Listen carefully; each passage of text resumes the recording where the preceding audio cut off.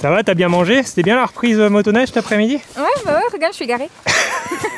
Le Québec en hiver, ça fait des années qu'on en entend parler. Qu'on nous dit qu'on ne voudra plus en repartir. Que même s'il fait fret dehors, les gens y sont très chaleureux. Qu'ici, les paysages sont magnifiques et que la nature est reine. Alors, on a cédé et forcément, on a adoré.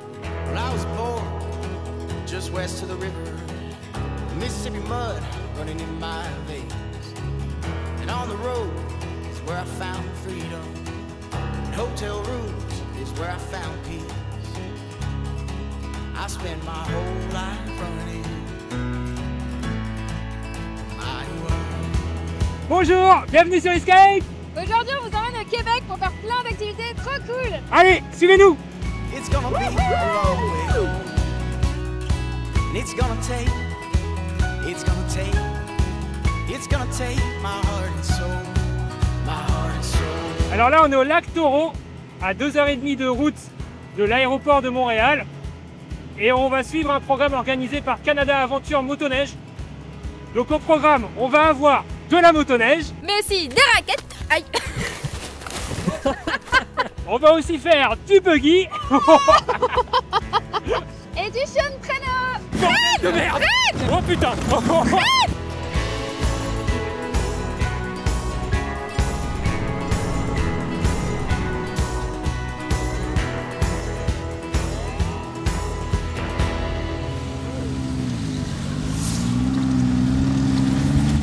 Donc du coup, je vous explique un truc. C'est que les tout premiers jours, il faisait très froid. Donc on a assez peu vlogué. On s'est concentré sur les belles images parce que avec le froid, ben, les batteries, C'était un enfer. les écrans, enfin tout l'électronique, c'était très compliqué.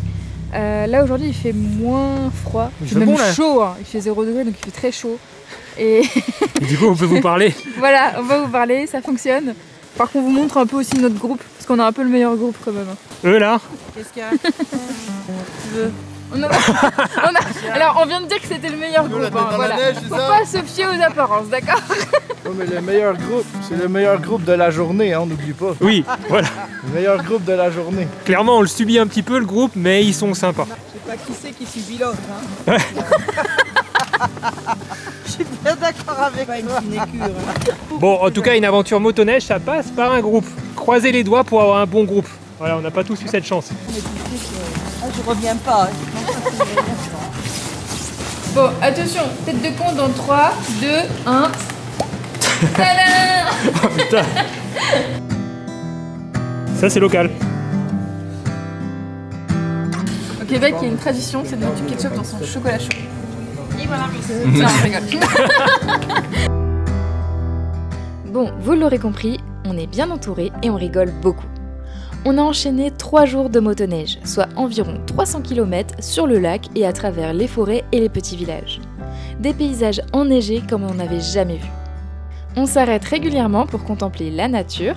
Benjamin, notre guide, nous parle de l'histoire du lac Taureau et de la culture québécoise. Si vous regardez sur la carte, le réservoir Taureau est juste ici. La ressemblance avec un taureau, c'est quasi abstrait. Et en fait, il y a un barrage qui est situé au nord du lac Taureau. Ils ont construit le barrage en 1931 parce que à la base, ils l'ont créé pour faire de l'hydroélectricité, que finalement, le barrage produit aucune hydroélectricité. Le barrage est simplement fait pour régler le niveau de l'eau du réservoir, en fait.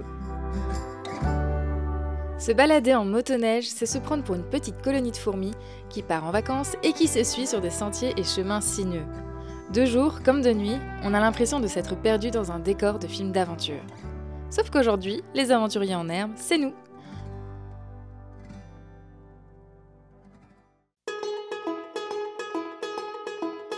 Durant ce séjour, on loge à l'auberge du lac Taureau.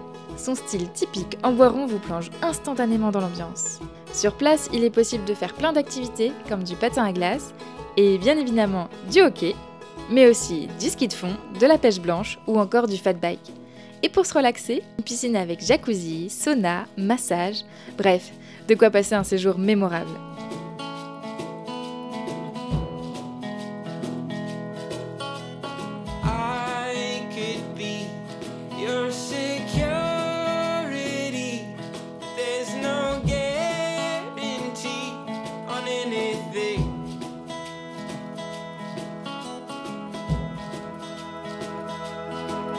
I'll take tenir la page.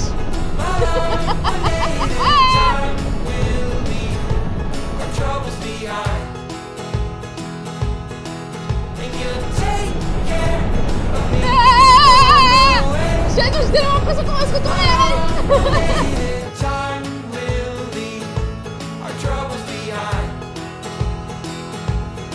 C'est la première fois que je fais du buggy, et sur la neige, c'est plutôt rigolo. On roule à 70 km/h, il n'y a pas de pare-brise, le vent et le froid s'engouffrent dans le moindre petit espace entre le casque et les habits.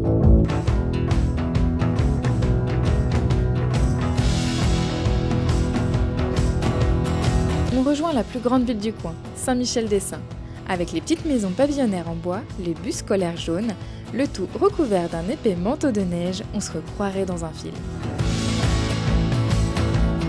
Comme chaque jour, on s'arrête dans un restaurant ou une pourvoirie pour manger, parce qu'ici, c'est le paradis de la gourmandise.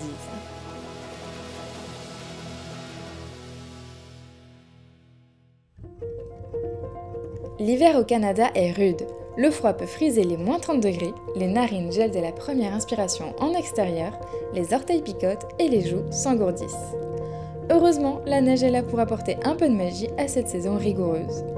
Les animaux, eux, sont bien plus aptes que nous pour affronter ces températures. La motoneige et le buggy sont parfaits pour se déplacer dans ces vastes espaces en hiver. Mais pour profiter pleinement de la forêt et prendre le temps de l'observer, il n'y a rien de mieux qu'une sortie en raquette.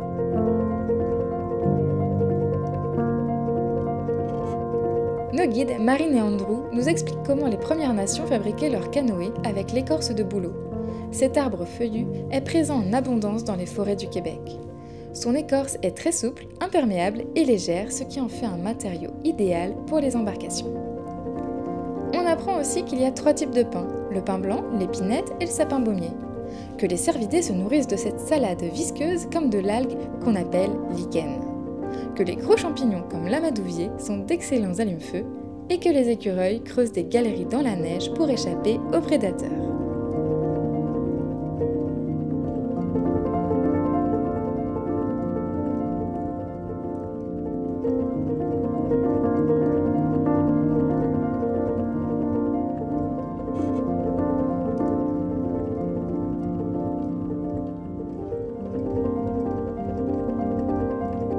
Comme d'habitude, on fait une pause pour manger. Cette fois-ci, on s'arrête dans une tente dans les bois où Jimmy nous a préparé un délicieux repas. On reprend des forces et on sèche nos habits au coin du feu avant de reprendre la balade en forêt.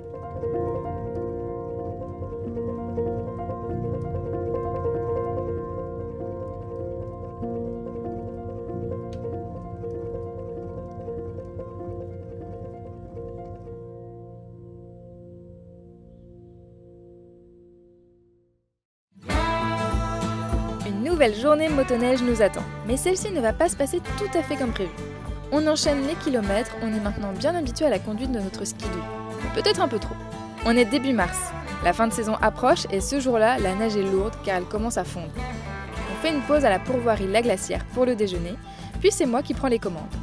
Je n'ai plus peur comme le premier jour, mais lorsque j'arrive dans un virage un peu serré, mes petits bras n'arrivent pas à tourner suffisamment le guidon. Et ce qui devait arriver, arriva. Je nous envoie dans le décor. Bon, l'image d'illustration est peut-être un peu exagérée, c'est vrai. Ça va, t'as bien mangé? C'était bien la reprise motoneige cet après-midi? Ouais, regarde, je suis garée. C'est une façon de garer une motoneige, ça? Bon, qu'est-ce qui s'est passé? Bon, rien de grave, j'ai pas réussi à tourner, quoi. Enfin, j'ai cru tourner, mais pas assez, j'ai glissé en fait. Je sais pas, ouais, t'as pris le virage et d'un coup t'as pas assez tourné. Quand même un peu, mais je sais pas. Ça vous arrive souvent qu'il y ait des gens qui se foutent dehors? Ça arrive souvent, quasi chaque semaine. 1, 2,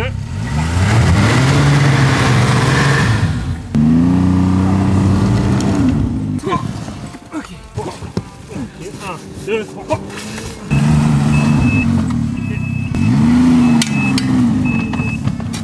Ça dit pardon à la motoneige? Pardon la motoneige. Bon, plus de peur que de mal, c'est bien.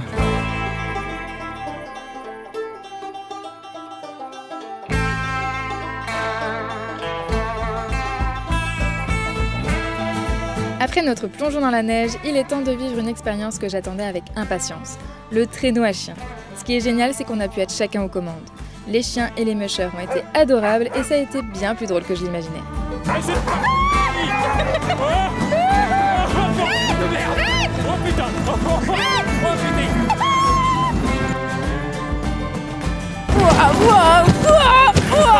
Y'a pas d'amortisseur.